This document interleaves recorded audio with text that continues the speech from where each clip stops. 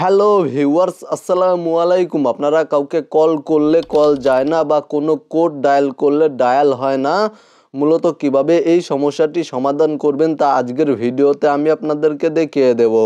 আপনারা জাস্ট ভিডিওতে একটি লাইক করে দিবেন এবং চ্যানেলে নতুন দর্শক হয়ে থাকলে চ্যানেলটি সাবস্ক্রাইব করে সাথেই থাকবেন।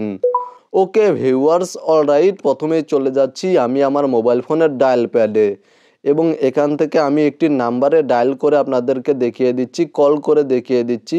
জাস্ট এখানে দেখতে পাচ্ছেন আমি সিম2 এর মাধ্যমে কল করলাম, কল যাচ্ছে না এবং আমি এখান থেকে একটি কোড ডায়াল করে আপনাদেরকে দেখিয়ে দেব। দেখতে পাচ্ছেন এখানে *8# আমি টাইপ করেছি, মানে আমি এয়ারটেল সিমে ইমার্জেন্সি ব্যালেন্স নেওয়ার জন্য ডায়াল করেছি। তো মূলত এখানে আমি এয়ারটেল সিম কার্ডের বা প্রিপেইড কার্ডের মাধ্যমে ডায়াল করছি। এখানে দেখতে পাচ্ছেন ডায়াল হচ্ছে না।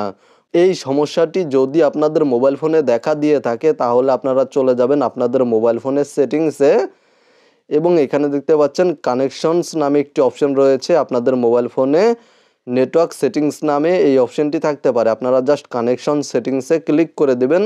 তারপর এখান থেকে দেখতে পাচ্ছেন মোবাইল নেটওয়ার্কস, এই অপশনে ক্লিক করে দেবেন। তারপর এখানে দেখতে পাচ্ছেন প্রথমে রয়েছে, এখানে দেখতে পাচ্ছেন লেখা রয়েছে নেটওয়ার্ক মুড সিম1, নেটওয়ার্ক মুড সিম2। তো মূলত আপনাদের যেই সিম কার্ডে বা প্রিপেইড কার্ডে এই সমস্যাটি দেখা দিয়েছে আপনারা সেই সিম কার্ডে বা প্রিপেইড কার্ডে ক্লিক করে দেবেন।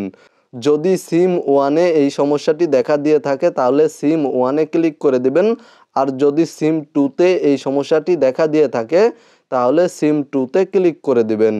তারপর এখানে দেখতে পাচ্ছেন LTE 3G 2G auto connect, এই অপশনটি সিলেক্ট করে দেবেন। জাস্ট এই অপশনটি সিলেক্ট করে নেবেন এবং আমি অলরেডি আপনাদেরকে অনেক ভিডিওতে বলেছি আপনাদের মোবাইল ফোনটি একবার অফ করে অন করবেন বা রিস্টার্ট বা রিবোট করে নেবেন। তারপরে চলে যাবেন আপনারা আপনাদের মোবাইল ফোনের ডায়াল প্যাডে এবং আপনারা এখান থেকে কল করবেন, তাহলে দেখতে পাবেন আপনাদের সমস্যাটি সমাধান